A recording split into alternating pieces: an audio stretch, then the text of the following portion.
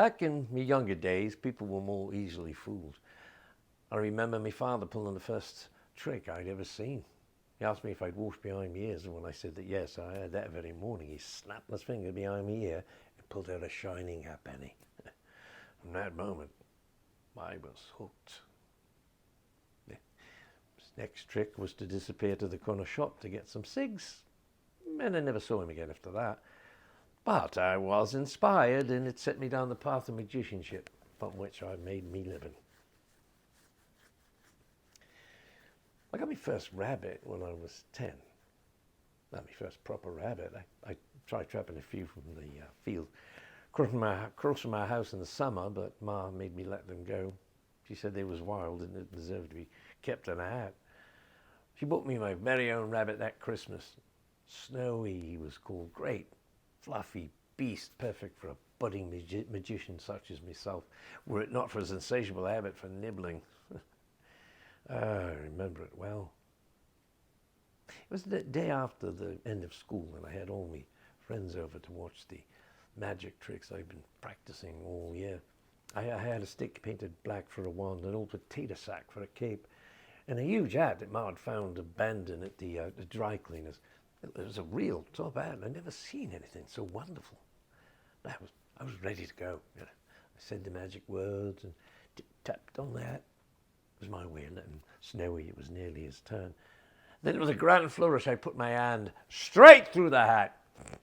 Then Rabbit had chewed out the bottom and scarpered. Of course, the other kids thought it was the funniest thing they'd ever seen. Well, they teased me for weeks. Have you found the rabbit yet, Maxwell? They'd say. Clever trick getting Snowy to disappear. When are you going to bring him back? After that, I left rabbits out of my shows and focused on sleight of hand, conjuring, and that great one where you have to saw the lady assistant in half. Yeah, it took me a while to find anyone willing to be sawed up. Couldn't seem to convince anyone they really weren't going to get cut into little pieces. But if you explain how it works, it sort of loses its charm a bit, I find. Luckily, I found Susie. She always knew what was what. Look at me. I had this whole acceptance speech thought out, and now I'm just telling you my life story. No, if you should, if you don't mind. I spent about 5 years touring the country as a children's entertainer with Susie, of course. She was always there. One of the other entertainers in the circuit was a man named Bobby Brown the clown.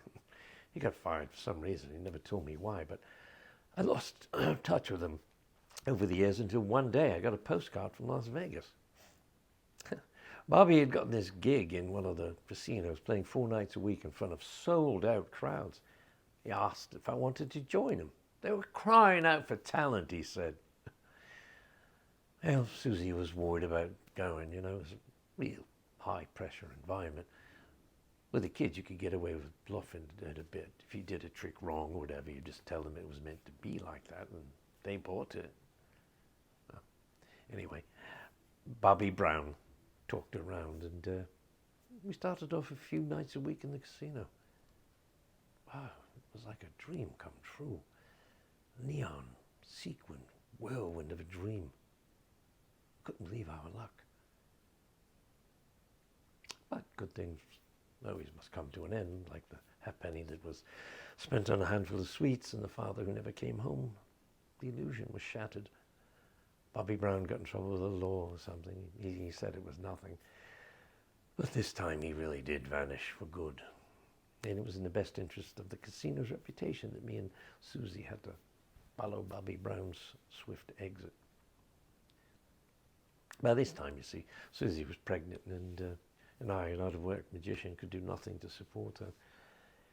She said we'd best be going our separate ways at this point, which, looking back, wasn't a decision I was happy with, or have been happy with ever since.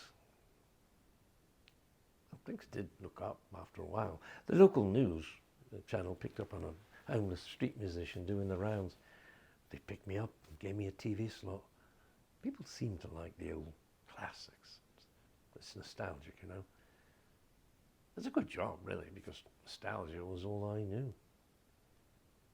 People wanted me to be a guest on this or that, signed books people had written about me, but all I really wanted was to be up there under the blinding lights, making people believe things that weren't real, and pretending I could disappear.